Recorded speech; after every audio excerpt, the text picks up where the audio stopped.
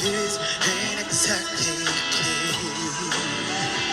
There's a man with a gun over there telling me I got to beware.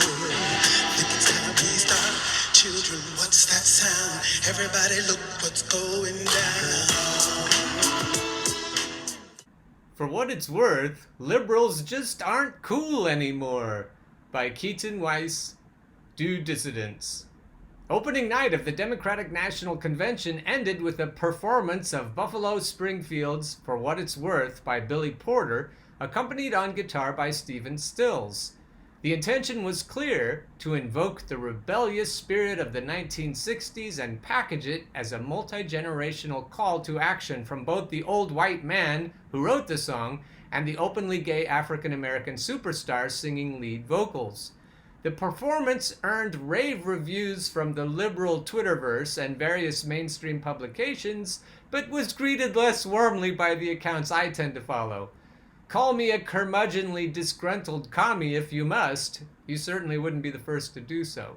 But this performance crystallized for me a realization that I had actually come to 4 years ago during the 2016 campaign, but couldn't quite articulate at the time. Liberals just aren't cool anymore. When Barack Obama introduced himself to the country at the 2004 Democratic National Convention, he was cool. When he decided to run for president in 2008, that was really cool. What was it that made Barack Obama so cool? Well, the same thing that makes anything cool. He was new, he was fresh, and he was against the status quo. He was running to be the first black president. He was running against the Bush-era wars, and he was running against the Clintonian establishment within his own party. His campaign was the Beatles on Ed Sullivan, Dylan at Newport, Hendrix at Woodstock. Obama not only commanded our attention, he sparked our curiosity. He filled us with an excitement that we were heading into uncharted waters. Inspired by this cool new thing, the American people rallied around his campaign and elected him president by a landslide margin. So what was it in 2016 that was so uncool about the Hillary campaign? She had all the celebrity endorsements Obama had.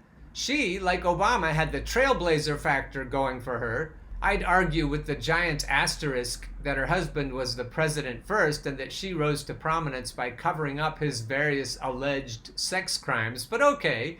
She had Jay-Z, Beyonce, Lin-Manuel Miranda, and Bruce Springsteen stumping for her on the campaign trail. What she lacked, however, was the novelty and authenticity to successfully pull off a cool campaign. Despite the theatricality of her convention, her Sarah Bareilles theme songs, and her star-studded fundraisers, we knew that underneath it was all the same old stale Democratic Party establishment. We knew this both because Obama himself turned out to be nothing more than that after all was said and done, and that Hillary was the exact establishment machine politics avatar who we rallied against 8 years prior on Obama's behalf. You see, to be cool, you have to be new, fresh, and exciting, and people have to believe that you're for real. And of course, there's nothing less cool than trying to be cool when you're not. If you're uncool, own it, and you'll still be cooler than the uncool who try to act cool. Remember when Tom Steyer danced on stage with Juvenile at one of his last campaign events? That actually came off kind of cool because he had the self-awareness to know how uncool he looked, and he embraced it. It was fun. It was endearing. It worked.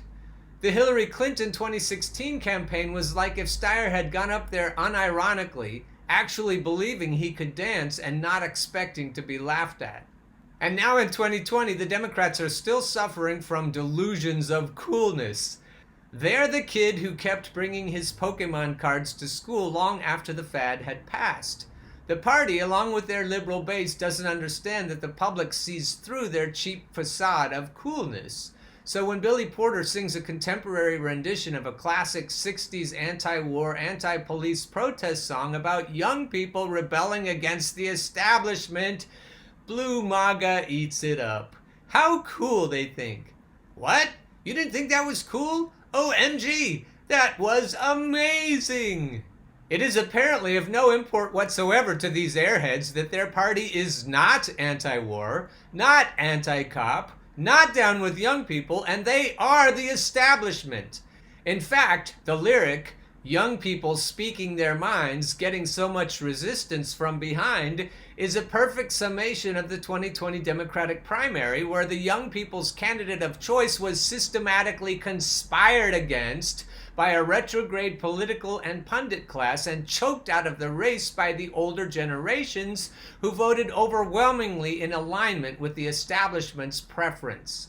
This context, it seems, is completely irrelevant to the vapid, superficial, rank-and-file liberal who's been gushing over this music video since it aired. The irony, however, that such a performance would be so widely praised by a political party with no credibility on any of the issues that songs like For What It's Worth actually represent, is not lost on anyone who isn't already in the tank for Joe Biden and the Democrats. To the rest of us, it just plays awkward, uncomfortable, unseemly, and definitely uncool. Americans en masse, I promise, would much rather watch Tom Steyer intentionally make an ass of himself than stomach more of this hollow, virtue-signaling, pseudo-serious propaganda. This is me and my 1 cent's worth as a pop music professor. If you didn't cringe a little bit, I'd say your cringe muscle is broken. So back to Keaton. So how do Democrats get their mojo back? How do they become cool again? I'm not sure they can. In 2016, Bernie was cool. He was authentic and he was new. In 2020, he was a little less cool. Just as authentic, sure, but not as new. Who on the Democratic bench represents something different and real? No one who the party leadership will allow to be their nominee, that's for sure. Thankfully for them, Trump has a similar problem this cycle. In 2016, he was the punk rock campaign. He was a rebel within his own party. He had WikiLeaks dropping juicy Oppo research bombshells on his opponent. He had a motley crew of eccentric, evil geniuses like Alex Jones, Roger Stone, and Steve Bannon in his corner. This time, he's the party darling.